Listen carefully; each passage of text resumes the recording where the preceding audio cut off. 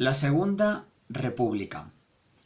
La Segunda República supone la segunda experiencia democrática de nuestra historia, tras la experiencia desarrollada en el año 1873 y terminada con el golpe de Estado del general Pavía. La Segunda República va a ser un amplio programa de reformas económicas y sociales en las que por primera vez verdaderamente la oligarquía financiera, industrial y los terratenientes van a perder el control,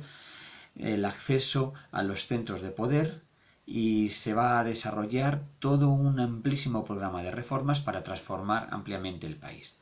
La Segunda República se desarrolla entre 1931 y 1936 de una manera legal, establecida, y en ese programa de reformas y de contrarreformas que vendrán acompañados en los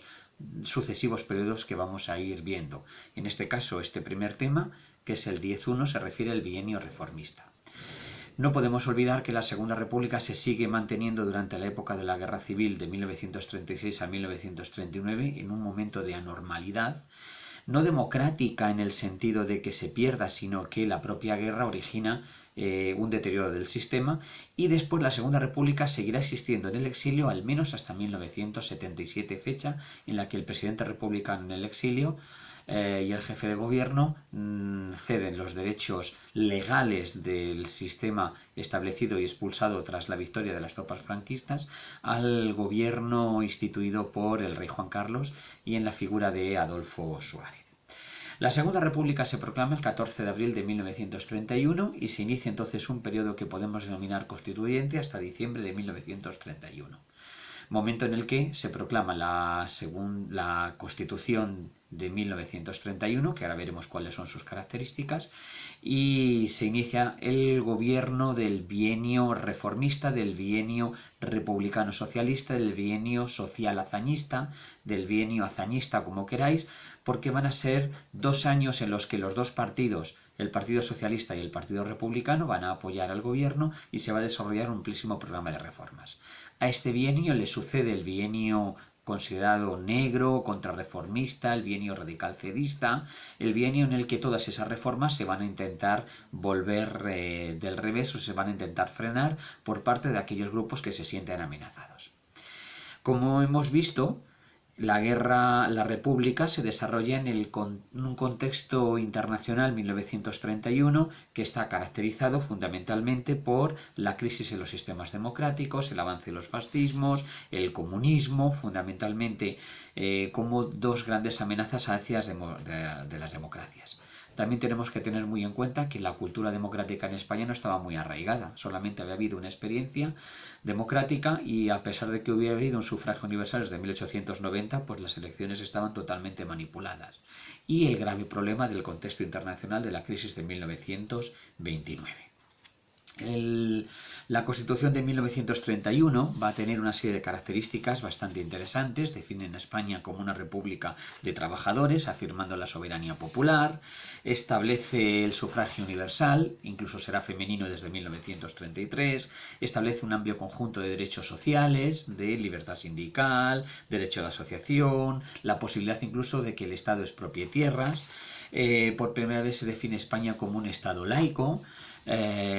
separando la Iglesia y el Estado. Las Cortes van a ser unicamerales, se va a separar la figura del presidente de la República del jefe de gobierno, se reconoce la autonomía de las regiones y se establece un tribunal de garantías constitucionales para vigilar la constitucionalidad de las leyes en vigor. La instauración de la República se desarrolla tras el periodo de la dicta blanda tras la dimisión de Primo de Rivera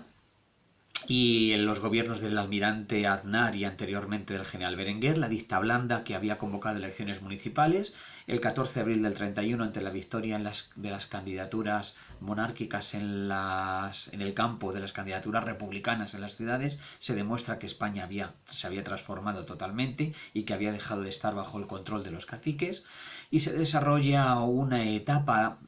podemos decir que transicional, en el que el gobierno provisional nacido del Pacto de San Sebastián sean, va a establecer en ese periodo constituyente negociaciones para lograr la Constitución de 1931. Y una vez que se tiene la Constitución, ese gobierno provisional se deshace, el jefe de gobierno Alcalá Zamora es nombrado presidente de la República y Manuel Azaña pasa del cargo de ministro de la Guerra a ser el jefe del gobierno y también ministro de la Guerra. Se desarrolla un amplísimo programa de reformas de carácter militar, por ejemplo, la supresión de la ley de jurisdicciones o la obligación que tienen los militares de jurar obediencia a la Constitución del 31. En cuanto a la política religiosa, se va a prohibir la enseñanza religiosa a aquellos órdenes religiosas que dependieran de poderes extranjeros como el Vaticano, suprimiéndose la Compañía de Jesús, se establece la ley del divorcio, se establece el matrimonio civil. En cuanto a la política autonómica, se inicia el proceso de desarrollo de la autonomía de Cataluña, que llegaría con el Estatuto de Núria de 1933, con la creación de la Generalitat y Francesc Macià como primer presidente de la República hasta su muerte, en el que es sustituido por Luis Companys. Se establece una reforma educativa y cultural con las misiones pedagógicas, la creación de escuelas, la aparición de exposiciones itinerantes como las del Museo del Prado, la creación de puestos de trabajo educativos a los maestros. Es la edad de plata de la cultura española. Se desarrolla también un amplio programa de reformas laborales, algunas de ellas con un origen en la etapa primorriberista, como los jurados mixtos, ¿vale? O se regularon los convenios colectivos y se establece la reforma agraria con la obligación del laboreo forzoso de las tierras que no estuvieran trabajadas, la ley de términos, que era la obligación de contratar a trabajadores de un municipio hasta que desapareciera el paro de él, pues para evitar, por ejemplo, que hubiera huelgas y que fueran contratados trabajadores de otros jornaleros de otros términos municipales, y se va a establecer las bases de la futura ley de reforma agraria. Y se va a mejorar la condición femenina, por ejemplo, con la adquisición del voto femenino, que lo haría por primera vez en 1933. Todo este programa de reformas va a hacer crecer un fuerte sentido de oposición, tanto en las izquierdas como en las derechas. En las derechas tiene que ver con la amenaza que va a sufrir los terratenientes y la burguesía financiera, que, como hemos visto, por primera vez en España pierden su control, el control del poder. Y por otra parte se van a configurar nuevos partidos, por ejemplo, como la Falange, como la CEDA. También la Iglesia se va a convertir en una gran opositora del sistema, y también los militares, que se sienten amenazados por las acciones de la reforma hazañista,